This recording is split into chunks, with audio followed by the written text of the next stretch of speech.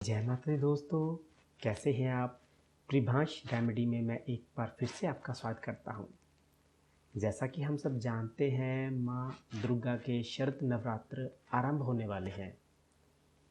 चूँकि इस बार मल मास अधिक मास आने की वजह से नवरात्र एक महीना देरी से शुरू हो रहे हैं। 17 अक्टूबर 2020 से माँ भगवती के नवरात्रे आरंभ हो रहे हैं।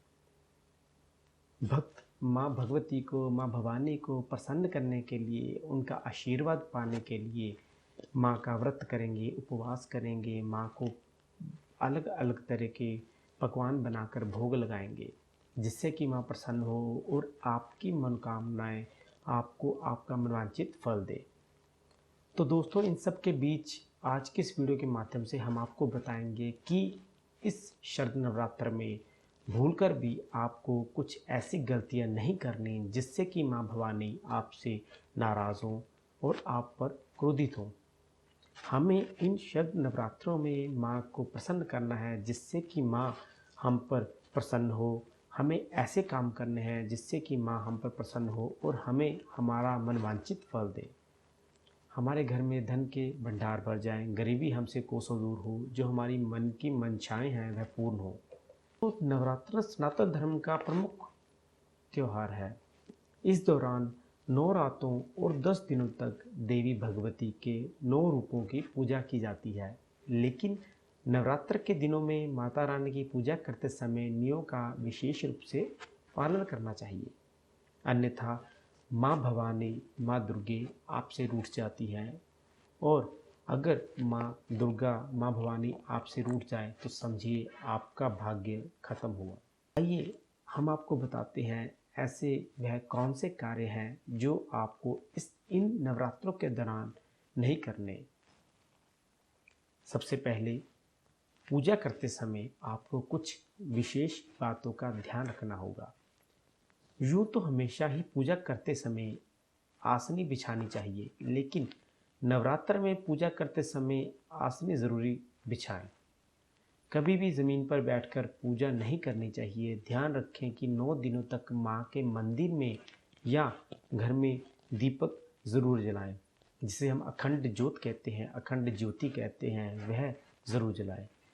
देवी माँ भवानी को लाल रंग अत्यंत प्रिय है, तो माँ का आसन और वस्त्र लाल रंग का ही होना चाहिए। इसके अलावा हर दिन माँ के लिए अलग अलग रंग है। यदि आप चाहें तो देवी भगवती का श्रृंगार और वस्त्र भी दिन के अनुसार कर सकते हैं।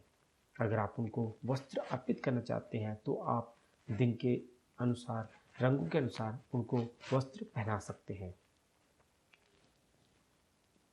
दूसरी सबसे महत्वपूर्ण बात, अगर आपके घर में मेहमान आए तो आपको जो हम कुछ बातें बताने जा रहे हैं, इन बातों का आपको विशेषकर ध्यान रखना है इन शरद नवरात्रों में। शरद नवरात्रि दुर्गा सप्तशती और दुर्गा चालीसा का पाठ अवश्य करना चाहिए। नवरात्र पर ध्यान रखें कि अगर आपके घर में आपका कोई भी अतिथि आता है, कोई मेहमान आता है, तो वह आपके घर से भूखा ना जाए। उनको आप हृदय से, दिल से अपनी यथाशक्ति के अनुसार भोजन कराएं।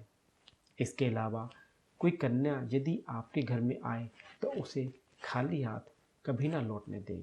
अपनी यथाशक्ति के अनुसार उसको कुछ ना कुछ अवश्य प्रदान करें। इससे भी माँ दुर्गे प्रसन्न होती है।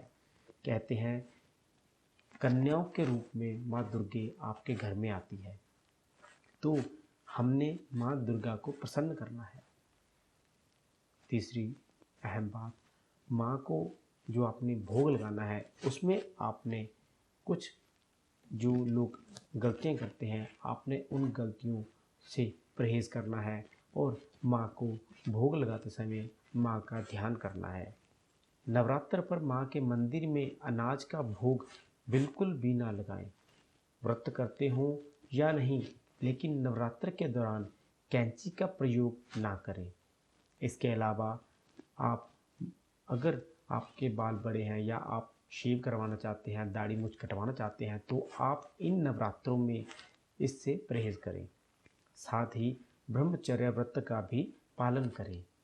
अगर आप शादीशुदा हैं तो आप इन 10 दिनों तक शारीरिक संबंध भूलकर भी ना बनाएं। अगर मासिक धर्म चल रहा हो तो पूजा अर्चना करने से परहेज करें। आप माँ का मन ही मन स्मरण करें। अब हम आपको बताते हैं नवरात्र पर आपको किन चीज़ों का प्रयोग नहीं करना चाहिए। इन नवरात्रों में इन चीज़ों का प्रयोग वर्जित है, इससे भी माँ रुष्ट होती है। नवरात्र पर चमड़े के जूते, चप्पल और बेल्ट का इस्तेमाल नहीं करना चाहिए। सनातन धर्म में शुभ कार्यों में काले रंग का परहेज सदैव से ही बताया गया है, इसलिए नवरात्र के दिनों में काले रंग के वस्त्र पहनने से परहेज करें। निंदा, चुगली करना, झूठ का परित्याग करें और लहसुन प्याज का प्रयोग ना करें। अगर हो सके तो आप इन 10 दिनों तक माँ का स्मरण करें और सात्विक भोजन ही लें। अगर व्रत करते हो तो नींबू काटने से भी बचें। बस दोस्तों, आपको इन शरद नवरात्रों में इन महत्वपूर्ण बातों का ध्यान रखना है और माँ का स्मरण करना है, जिससे कि माँ प्रसन्न हो और इन नवरात्रों में माँ आप पर प्रसन्न हो और आपके मनवांछित फल आपको अवश्य प्रदान करे। तो चलिए दोस्तों, उम्मीद है आज के इस वीडियो के माध्यम से हमने आपको उचित जानकारी प्रदान की होगी।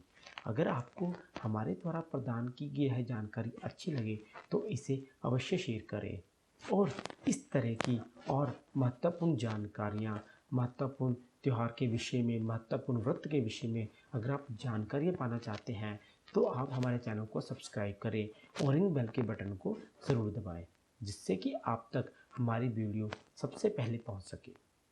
तो चलिए दोस्तों, अब आप हमें दें इजाज़त। हम आपको अपनी अगली वीडियो में एक नए विषय के साथ मिलेंगे। तब तक आप हमारे साथ जुड़े रहिए।